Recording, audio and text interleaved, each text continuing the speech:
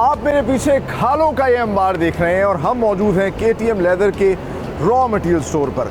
यहाँ पर ना सिर्फ ये रॉ हाइड को स्टोर करते हैं बल्कि जितना भी केमिकल फैक्ट्री के अंदर इस्तेमाल होता है उसको भी इधर ही स्टोर किया जाता है। अच्छा, जो रॉ हाइड है जिसको रॉ स्किन कहते हैं, ये दो हिस्सों में इसको सेग्रीगेट करके रखते हैं। एक तो काऊ लेदर है जो ज़्यादा इस्तेमाल होती है क्योंकि बकरा ईद पर ज़्यादातर काऊ का लेदर जो है वो यहाँ आता है, और दूसरी जानिब जो है बफलो हाइड जो है उसको अलग स्टॉक किया जाता है। ये मेरे पीछे जो आप पाइल्स देख रहे हैं, हर पाइल के अंदर तकरीबन 80 से 100 के करीब जो है खालें जमा की जाती हैं। इनको पहले से सॉल्ट लगा होता है और जब ये यहाँ पर रखते हैं इसको तो 2 से 4 दिन के अंदर सॉल्ट की वजह से तमाम तर मॉइस्चर खाल से निकल आता है। फैक्ट्री भेजने के लिए जो माल तैयार किया जाता है उसको सबसे पहले ट्रिमिंग के प्रोसेस से गुजारा जाता है, जिसमें जानवर की जो खाल होती है, जिसमें एक्सेसिव मटेरियल सा कान या टेल, उनको हाथ से लेबर काट के अलग करती है।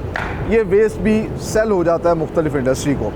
उसके बाद डीसॉल्टेशन का ये प्रोसेस होता है क्योंकि खाल पे बहुत ज़्यादा सॉल्ट लगाया होता है, सो इसको डीसॉल्ट ड्रम में डाला जाता है। आप मेरे पीछे देख सकते हैं 2 लोग जो हैं इस पाइल्स को एक एक करके डाल रहे हैं और फिर डीसॉल्ट ड्रम से एक साइड पे सॉल्ट जो है वो बाहर निकलना शुरू हो रहा है और बिल्कुल साफ़ सुथरी खाल जो है, सॉल्ट से पाक खाल बाहर आ जाती है। और फिर उस खाल को जो है उसके पाइल्स को दोबारा जमा किया जाता है और साथ ही साथ ये हाथ से स्टैंप लगाते हैं ताकि अगर किसी किस्म का कोई मसला आए तो इनके पास पूरा ट्रैक रिकॉर्ड हो कि ये कौन सी पाइल से जो है खाल निकली थी। मेरे पीछे आप ये बड़े बड़े ड्रम्स देख रहे हैं। यहाँ पर शुरू होता है सबसे पहला प्रोसेस जिसको कहते हैं सोकिंग प्रोसेस। और ये रॉ हाइड जो कि रॉ मटेरियल स्टोर से आती है, इसको सबसे पहले इन ड्रम्स के अंदर डाला जाता है और फिर इन ड्रम्स को स्लो RPM पे तकरीबन 8 से 10 घंटे रोटेट किया जाता है। इस सारे प्रोसेस के अंदर इसमें पानी और केमिकल डाला जाता है जिससे 2 चीज़ें होती हैं, एक तो क्लीनिंग और दूसरा रीहाइड्रेशन।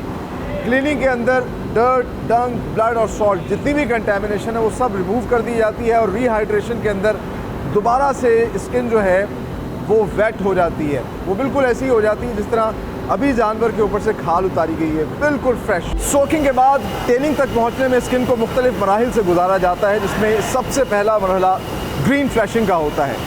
इसमें होता यह है कि जो फ्लैश वाली साइड होती है जिसमें फैट या फ्लैश होता है उसको रिमूव किया जाता है और फिर दोबारा से स्किन को डाला जाता है बड़े बड़े ड्रम्स में, और वहाँ पर केमिकल प्रोसेस के बाद जो उस पर हेयर होते हैं उनको रिमूव किया जाता है। इस प्रोसेस को लाइमिंग प्रोसेस कहते हैं या आम ज़बान में अनहेयरिंग प्रोसेस कहते हैं। अनहेयरिंग के बाद दोबारा से स्किन को यहाँ पर लाया जाता है और फिर लाइन फ्लैशिंग का प्रोसेस होता है। आप मेरे पीछे देख सकते हैं इस कन्वेयर बेल्ट के ज़रिए ये स्किन को आगे शिफ्ट कर रहे हैं इस बड़ी सी मशीन के ऊपर, और ये जो बड़ी सी मशीन है, वर्कर्स इसके ऊपर स्किन को बिछाते हैं। नीचे एक कटर होता है, कटर उसके फैट और फ्लैश को रिमूव करता है और साफ स्किन नीचे आ जाती है। पाकिस्तान के अंदर वाहिद KTM लेदर कंपनी है जो ये प्रोसेस कर रही है, एंड दैट इज़ वाई, जैसा मैंने आपको कहा था कि KTM लेदर पाकिस्तान का एक प्राइड है, पूरी दुनिया के अंदर बेहतरीन लेदर टेनरी कंपनियों में आती है। और इस प्रोसेस के अंदर होता ये है कि जो स्किन है, जो अब साफ़ स्किन आ चुकी है, उसको पहले स्प्लिट करके रखा जाता है और उसको 2 हिस्सों में स्प्लिट किया जाता है। 2 लेयर्स बन जाती हैं, एक तो जो उसकी ग्रेन साइड होती है उससे प्रीमियम लेयर होती है और दूसरी को लाइम स्प्लिटिंग लेयर कहते हैं, जिससे स्वेट बनता है, ग्लव्स बनते हैं, मुख्तलिफ चीज़ें बनती हैं। तो यहाँ पर ये एक स्किन से 2 लेयर्स निकालते हैं, और ये जो प्रोसेस है, ये जो टेक्नोलॉजी है, ये सिर्फ KTM लेदर यूज़ कर रहा है। इसके अलावा जैसा मैंने शुरू में बात की थी कि ग्रीन फ्लैशिंग होती है और फिर लाइम फ्लैशिंग होती है, ये 2 दफ़ा फ्लैशिंग ये भी सिर्फ KTM लेदर करती है। लाइम स्प्लिटिंग के बाद जो प्रीमियम लेयर है उसको बड़े बड़े ड्रम्स में दोबारा से डाला जाता है और वहाँ पर होता है टेनिंग का प्रोसेस, जिसके बाद स्किन जो है वो लेदर में कन्वर्ट हो जाती है। बड़े बड़े ड्रम्स के अंदर मुख्तलिफ केमिकल्स डाले जाते हैं और तकरीबन 24 घंटे 7 से 8 RPM की हाई स्पीड के ऊपर इसको रोटेट किया जाता है।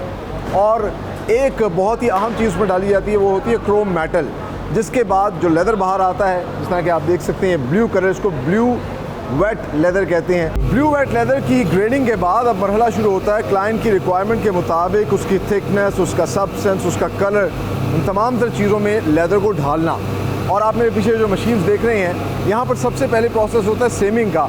ब्लू वेट लेदर क्योंकि वेट होता है तो उसका 50% मॉइस्चर रिमूव किया जाता है ताकि अगली मशीन्स पर जो है लेदर अच्छे से परफॉर्म कर सके।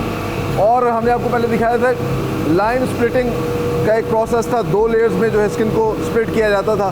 अब यहाँ पर लेदर को जो है 2 हिस्सों में स्प्लिट किया जा रहा है, और जो ऊपर की प्रीमियम लेयर है जिस पे ग्रेन्स होते हैं उसको क्लाइंट की रिक्वायरमेंट के मुताबिक उसकी थिकनेस चेक की जाती है। यहाँ पे आप देख सकते हैं क्वालिटी चेक के लिए जो है बाकायदा एक डिवाइस के ज़रिए, एक टूल के ज़रिए जो है वो इसकी थिकनेस चेक कर रहे हैं। सो डाइंग के बाद जो डाइड लेदर है उसको ट्रीट किया जाता है। उसमें सबसे पहला प्रोसेस होता है सेटिंग आउट का। ये सेटिंग मशीन आप मेरे पीछे देख रहे हैं, यहाँ पर उस लेदर को इस मशीन में डाला जाता है और इस तरह बेलने के साथ रोटी को फ्लैट किया जाता है। इसी तरीके से इसको फ्लैट किया जाता है, उसका वाटर कंटेंट कम किया जाता है। मज़ीद ड्राई करने के लिए इसको फिर ये जो इनकी एयर वैक्यूम मशीन्स हैं इनमें रखा जाता है। हाथ से देखिए आप कि किस तरीके से उसको सीधा कर रहे हैं और फिर इसको एक किस्म का प्रेस करते हैं। ये प्रोसेस होने के बाद इनको फिर एयर ड्राई किया जाता है, इनको हैंग कर दिया जाता है। नेचुरली एयर से ये जो है ड्राई होते हैं और फिर एक स्टैकिंग मशीन होती है जो कि इसकी सॉफ्टनेस को क्लाइंट की रिक्वायरमेंट के मुताबिक करती है। वहाँ से इस लेदर को शिफ्ट किया जाता है टॉगलिंग सेक्शन में, जहाँ लेदर को स्ट्रेच किया जाता है, इसकी यील्ड बढ़ाई जाती है और इसकी फ्लेक्सिबिलिटी बेहतर की जाती है। ये सारा प्रोसेस होता है और इसके बाद फिर आगे फर्दर क्लाइंट की रिक्वायरमेंट के मुताबिक मजीद अमेंडमेंट की जाती है। स्टैकिंग मशीन पे लेदर को सॉफ्ट किया जाता है और टॉगलिंग सेक्शन में उसकी फ्लेक्सिबिलिटी और उसकी यील्ड को बढ़ाया जाता है और उसके बाद फिर उस लेदर को डाल दिया जाता है इन बड़े बड़े ड्रम्स के अंदर।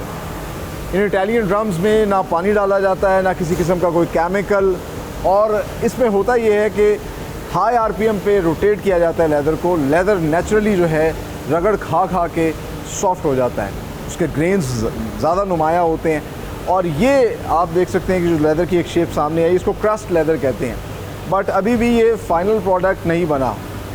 यहाँ से इसकी मेजरमेंट की जाती है, एक किस्म का क्वालिटी चेक है कि एक्सपेक्टेड क्या था और एक्चुअल रिजल्ट्स क्या निकले, और फिर इसके बाद जो है इसकी ट्रिमिंग की जाती है। यहाँ पे ख़वातीन का एक विमेन सेक्शन है जो ट्रिमिंग करता है, और उसके बाद ये जो क्रस्ट लेदर है फिर इसकी ग्रेडिंग की जाती है, क्रस्ट सिलेक्शन किया जाता है। तमाम तर प्रोसेस के बाद लेदर जो है आता है इस फिनिशिंग सेक्शन में, जहाँ पर इन मशीन्स के ऊपर जिनमें स्प्रे गन्स लगी हुई हैं इस पर स्प्रे किया जाता है, और जो भी कलर्स का होता है उसको मज़ीद ग्लोरीफाई, ब्यूटीफाई, उसकी शाइन को बेहतर किया जाता है, और फिर ये फाइनल प्रोडक्ट जो है आगे क्लाइंट की सिलेक्शन के लिए भेज दिया जाता है।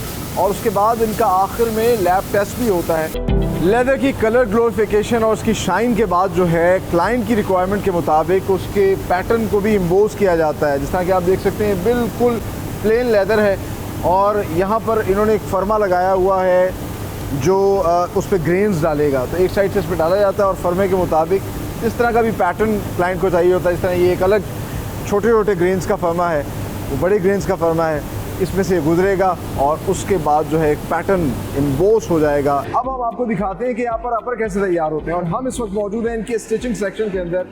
अपर which is the face of the shoe, तो उसमें सबसे पहला प्रोसेस होता है कटिंग। आप मेरे पीछे देख सकते हैं कटिंग मशीन्स हैं, और होता क्या है सांचा लगाया जाता है।